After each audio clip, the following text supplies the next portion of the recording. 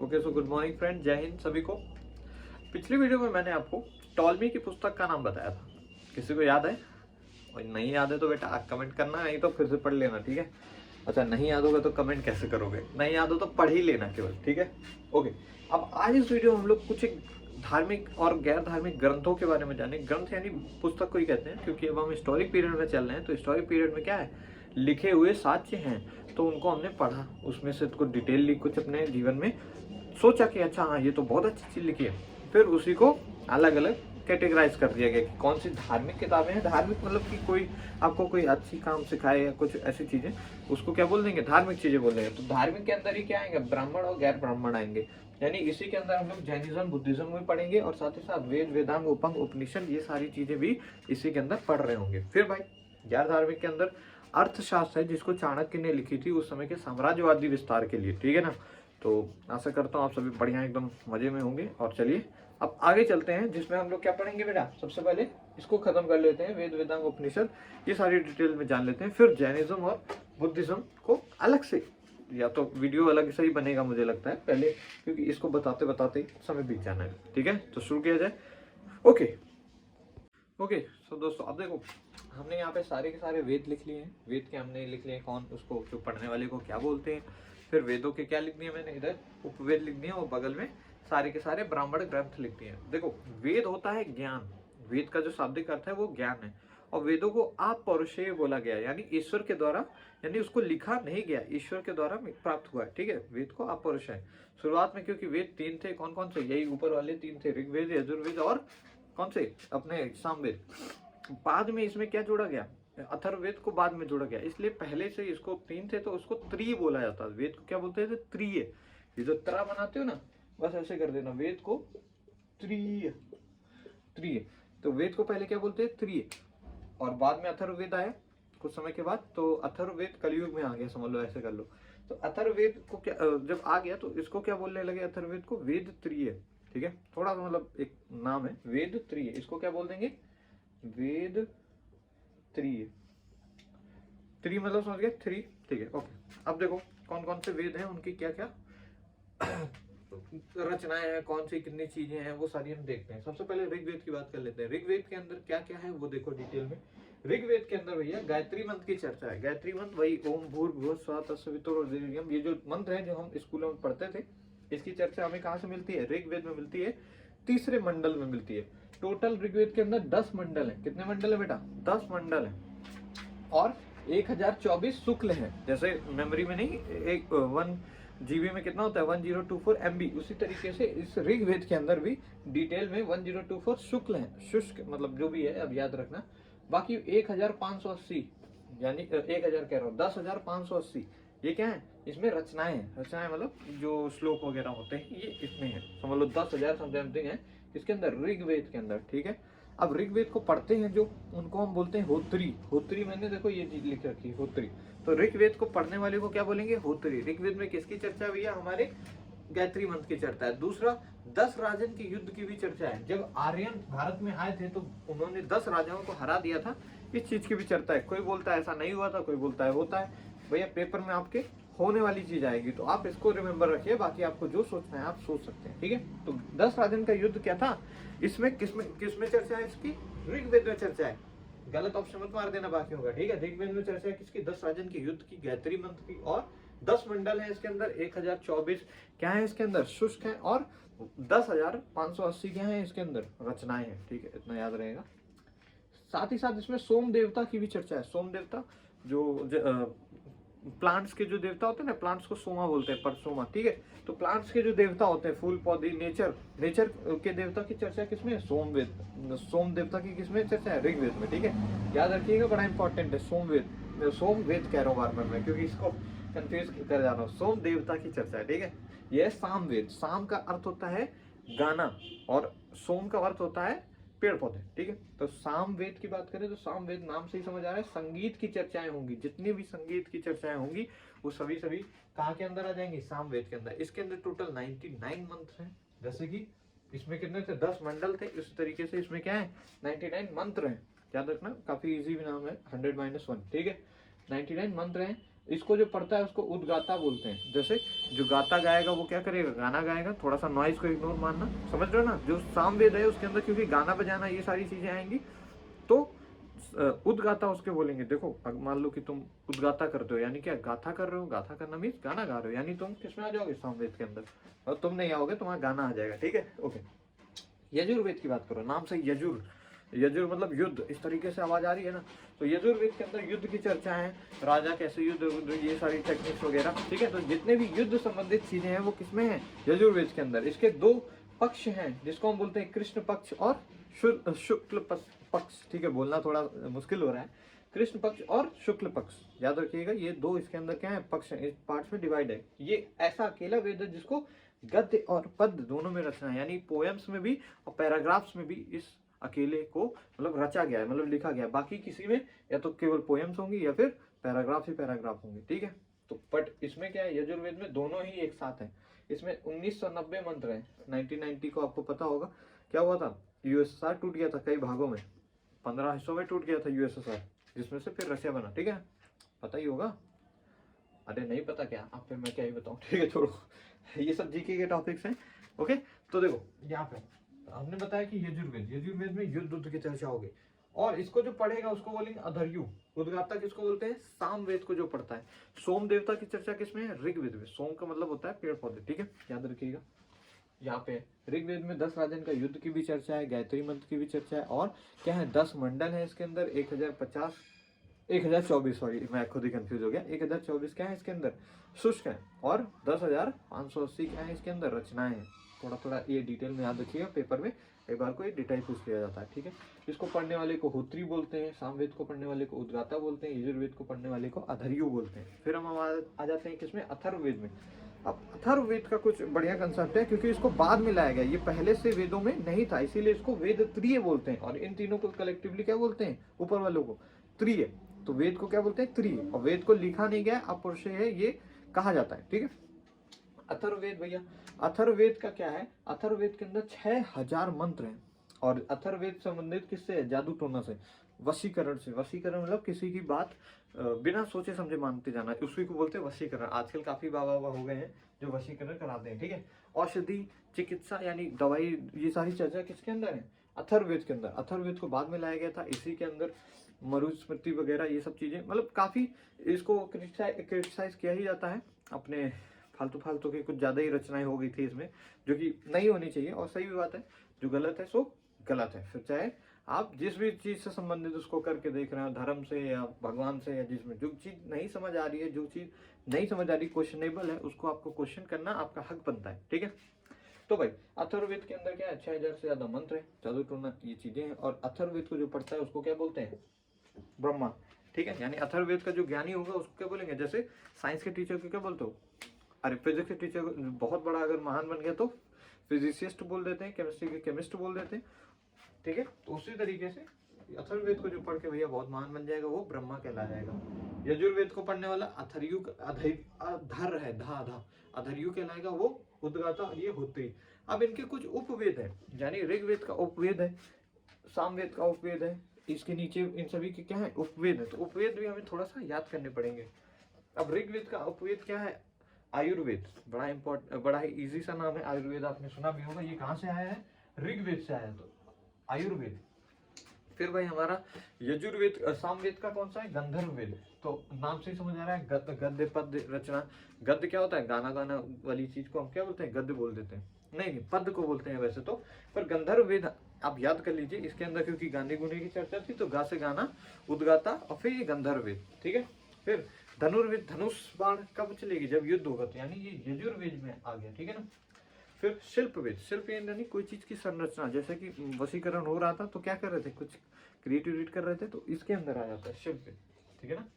यानी कि अथर्ववेद के अंदर क्या आ जाएगा, शिल्पवेद भी हमारा आ जाएगा।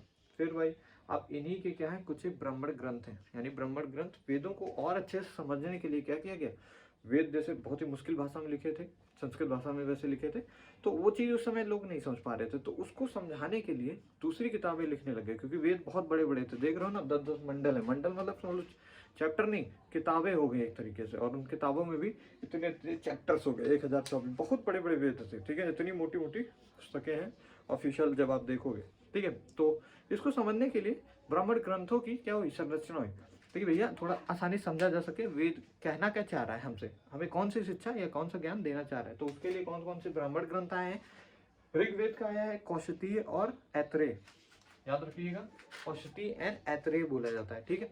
फिर उसके बाद हमारा पंचवीश आया है, ये सामवेद का है। फिर हमारा यजुर्वेद का कौन सा है, तैत्रेय और शतपथ और गोपथ। ये ये समझ लो पिछले बहुत सालों से ये पेपर में डायरेक्ट पूछा जा रहा है, गोपथ किस का ब्राह्मण ग्रंथ है, किस वेद का ब्राह्मण ग्रंथ है, अथर्ववेद का ब्राह्मण ग्रंथ है, ठीक है ना। तो भैया अगर ये पूछा जा रहा है तो क्या ये नहीं पूछे जा सकते हैं, बिल्कुल पूछे जा सकते हैं। तो आपको पढ़ना सभी के सभी हैं, मैंने यहाँ पे लिख दिया, बाकी कुछ ज्यादा गंदा कर दिया है, थोड़ा सा स्क्रीनशॉट ले लीजिए आप लोग, अगर लेना चाहें तो एक ही बार में आपको क्या हो जाएगा, याद हो जाएंगे। तो हमने इतनी बातें कर ली कि भैया कौन सा वेद क्या डिटेल है उसके अंदर, और साथ ही साथ कब उसके मतलब उसको अगर बहुत ज्यादा कोई ज्ञानी बन जाता है तो उसको क्या बोलेंगे। दूसरा, वेदों के शाब्दिक अर्थ क्या है, ज्ञान। तो वेदों को बनाया गया था कि इंसान ज्ञान ले सके। अब वेदों की क्योंकि लैंग्वेज मुश्किल हो रही थी तो उसको समझाने के लिए क्या है, उपवेद आए। उपवेद मतलब वेदों के ही पुस्तक बना दी गई उपवेद, जिसमें आपको समझाई जाएंगी चीजें। फिर उससे भी नहीं लोग समझ पा रहे थे क्योंकि उसमें भी मुश्किल बहुत बड़े बड़े, जैसे नहीं एक बड़ी चीज है उसको तोड़ा तो अब भी छोटी है पर वो बड़ी ही है, फिर उसको और तोड़ा तो अब आके थोड़ा नॉर्मल साइज हुआ है, वो है ब्राह्मण ग्रंथ, समझ गए। अब पढ़ने वाले को क्या बोलेंगे, ऋग्वेद के होत्री बोल देंगे, उसके उद्गाता बोल देंगे, फिर आपको पता ही होगा, ठीक है ना। तो ये बेसिक्स हैं, थोड़ा बहुत इसको याद रखिएगा क्योंकि ये सभी पेपर में डायरेक्टली 1 नंबर में आ जाता है, ठीक है। तो इसको मैं थोड़ा साइड होता हूँ, फिर से जिसने स्क्रीनशॉट नहीं लिया है ले लो। अब हम आगे जाने वाले हैं, ठीक है, आगे चलते हैं। ओके सो दोस्तों आप देखो, पहले हमने क्या देख लिया, सारे वेदों की चर्चा कर ली, वेदों के उपवेद देख लिए, वेदों को पढ़ने वाले के क्या बोलते हैं, सारी चीजें हमने क्या कर ली, देख ली, सारे ब्राह्मण ग्रंथ भी देख लिए। तो ऋग्वेद का ब्राह्मण ग्रंथ बताओ बेटा क्या है, ऐत्रेय या फिर कौशिकी, अभी थोड़ी देर पहले पढ़ा है, भूलना मत, ठीक है। अब देखो आरण्यक की चर्चा है। आरण्यक क्या है, आरण्यक वो चीज है, वो किताबें हैं जिनको जंगल में बैठ के लिखा गया। अब पहले तो घर थे नहीं, जैसे कि आज मैं इस ब्लैक बोर्ड में शूट कर रहा हूँ अपने घर में, उस समय जंगलों में ही क्या थे, बच्चे लोग पढ़ते थे गुरुओं के साथ गुरुकुल में, ठीक है। तो उस समय जंगलों में जो किताबें लिखी गई उसको क्या बोलेंगे, आरण्यक। तो याद रखिएगा, जंगलों में लिखे जाने वाली पुस्तकों को क्या कहते थे, आरण्यक। ये शब्द पूछा गया हुआ है इसलिए आपको बताया। ये टोटल 7 है, इनकी संख्या कितनी है, 7 पुस्तकें हैं जो कि आरण्यक है। बाकी अथर्ववेद इसमें नहीं आती है, याद रखना, Atharvaveda is not one of the Aranyaka. Rigveda भी होगा, यजुर्वेद भी होगा, और कौन सा वेद है, सामवेद है। बाकी अथर्ववेद आरण्यक नहीं होगा क्योंकि वो तीनों जंगल में बैठ के लिखे गए होंगे, पर ये नहीं। अब वेदांग की बात करते हैं। वेदांग की संख्या है 6, इसकी थी 7, इसकी है 6 संख्या, ठीक है। अब वेदांग कौन कौन से हैं, व्याकरण, ज्योतिषी, निरुक्त, शिक्षा, कल्प और छंद। तो ये 6 क्या है, वेदांग है हमारे। वेदांग के बारे में थोड़ा सा पढ़ना पड़ेगा आपको, ये आपको भले भी ना पता हो पर संख्या इनकी पता होनी चाहिए, और अगर याद है तो फिर वेल ऑफ गुड, बढ़िया है, सबसे अच्छा, ठीक है। तो व्याकरण को किसने, अष्टाध्यायी ने लिखी है, सॉरी पाणिनि ने लिखी है। व्याकरण की सबसे अच्छी बुक जो थी वो कौन सी थी उस समय, अष्टाध्यायी काफी पूछा जाता है। ज्योतिषी के लिए सबसे अच्छी बुक थी कौन सी, वृद्ध संहिता किसने लिखी है, वराह मिहिर ने लिखी है, ठीक है, वराह मिहिर, ठीक है। निरुक्त का क्या है, निरुक्त शास्त्र है। शिक्षा का जैसे शिक्षा शास्त्र है, यानी कल्प का भी क्या होगा, कल्प शास्त्र। यानी इन सभी में नीचे के चारों में क्या लगा देना है, लास्ट में शास्त्र लगा देना है, वही इनकी बेस्ट बुक थी। अब किसने लिखी है वो इंपॉर्टेंट नहीं है, इसलिए मैंने आपको नहीं दिखाया यहाँ पे। फिर बात करते हैं पुराण की। किसकी बात कर रहे हैं, पुराण। इस लाइन से उस साइड चलो, तो पुराणों की चर्चा है। पुराण कितने होते हैं, 18 टाइप के पुराण होते हैं। कितने टाइप के नहीं, 18 पुराण है, ठीक है, टाइप्स थोड़ी है वो, केवल सभी की सभी क्या है, पुराण है। जैसे कि विष्णु पुराण हो गया, मत्स्य पुराण हो गया, फिर वायु पुराण, ये तरीके के क्या है पुराण है। अब सारे 18 के 18 तो नहीं लिखेंगे, पर जो मेन है जिसमें कुछ डिटेल पाई गई है उसको हमने लिख दिया है। जैसे कि हमें दिखा है विष्णु पुराण। विष्णु पुराण से हमें मौर्य साम्राज्य की चर्चा मिलती है। विष्णु पुराण से क्या मिलती है, मौर्य काल, चंद्रगुप्त मौर्य, ठीक है ना। इस जिन्होंने सुदर्शन झील बनवाई थी गुजरात में, ठीक है। तो इस समय क्या था, विष्णु पुराण लिखी जा रही थी, इसीलिए विष्णु पुराण जब लिखी गई तो मौर्य वंश के भी शासकों का नाम लिख दिया गया। इट मीन विष्णु पुराण को किस समय रचना की गई होगी, मौर्य शासक के टाइम पे, ठीक है। इस तरीके से याद रखना है। फिर मत्स्य पुराण में विष्णु जी के 10 अवतारों की चर्चा है। विष्णु जी के 10 अवतारों की किसमें चर्चा है भाई, मत्स्य पुराण में। और मत्स्य पुराण में सातवाहन वंश की भी चर्चा है। मैंने बताया था सातवाहन वंश कहाँ है भैया, ये देखो साउथ का एक क्या था, बहुत बड़ा गैंगस्टर था, यहाँ का एक बहुत बड़ा राजा था, ये डेक्कन वाला रीजन, ठीक है, साउथ का सातवाहन वंश यहाँ पे था, ठीक है। तो मैंने आपको बताया सातवाहन वंश की चर्चा किस पुस्तक में है भाई, मत्स्य में। याद रखना, मत्स्य में 10 अवतारों की चर्चा है, विष्णु में 10 अवतारों, विष्णु देखो विष्णु के 10 अवतार की चर्चा किसमें है, मत्स्य पुराण में, ना कि विष्णु पुराण में। ये थोड़ा सा कंफ्यूजिंग रहता है, यहाँ पे आप लोग ध्यान से रखिएगा दिमाग में। इसमें सातवाहन वंश की है और इसमें मौर्य काल की है, ठीक है, सातवाहन वंश और वो मौर्य काल। जब आपको काल पढ़ाएंगे तो फिर से एक चीज बता देंगे ये चीजें। वायु पुराण, वायु पुराण के अंदर किसकी चर्चा है, गुप्त वंश की, चंद्रगुप्त मौर्य। आपको मैंने बताया था समुद्रगुप्त का घोड़ा 3 समुद्र से पानी पीता था, अरेबियन सागर, बे ऑफ बंगाल और इंडियन ओशन। यानी उसका जो देखो ये कहने की बात आती है थोड़ी कि घोड़ा पूरा दौड़ के जाएगा पानी पिएगा।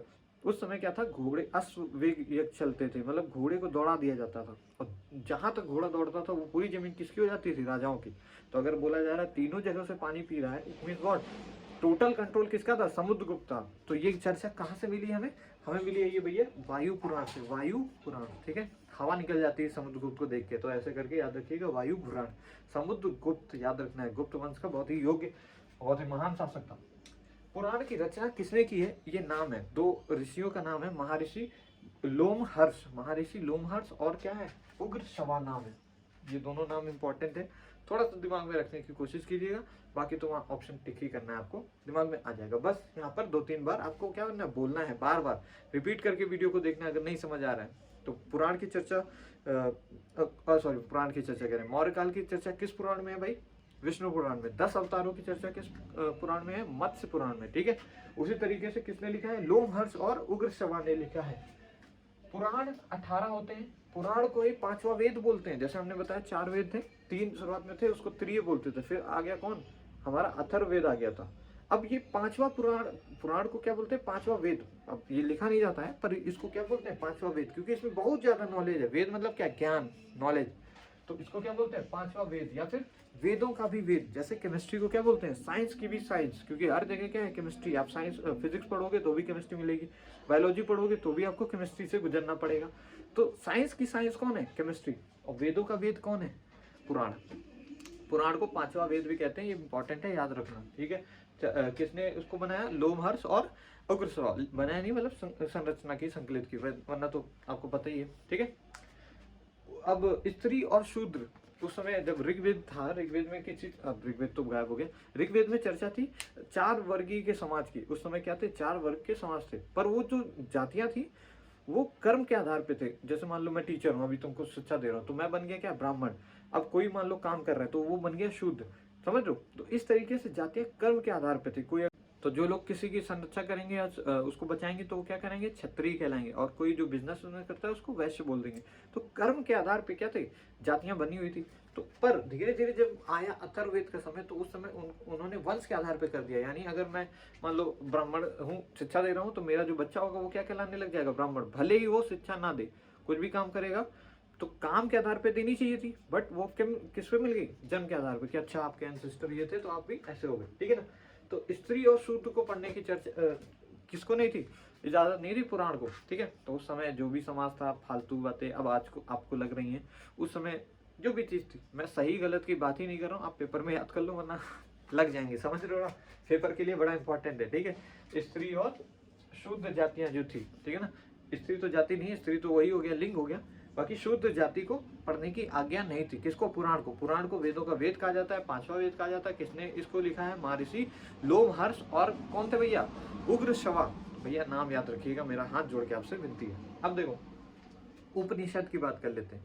तो उपनिषद गुरु के समीप बैठ के लिखी गई कोई किताब, जैसे जंगल में लिखी गई को क्या बोलेंगे, आरण्यक। गुरु के समीप बैठ के लिखी गई को उपनिषद बोल देंगे। तो उपनिषद भैया क्या है, गुरु के समीप लिखी होने वाली को। टोटल उपनिषद 108 है, लेकिन मान्यता प्राप्त केवल 13 को है। तो हम क्या पढ़ेंगे, 13 याद रखेंगे। कितनी है उपनिषद, 13 है। ये कितने थे, 18। ये कितने थे, 6। वो कितने थे, 7। तो 7 6 13, 7 6 18 13, 7 6 18 13, ठीक है, करके याद करना। अब भाई उपनिषद में कुछ एक फेमस उपनिषद है, जैसे कि यहाँ पे पुराण में कुछ एक फेमस थे। विष्णु पुराण में किसकी चर्चा है बेटा, 10 अवतारों की नहीं है, विष्णु पुराण में मौर्य काल की चर्चा है, ठीक है ना, याद रखिएगा, गलत मत करना।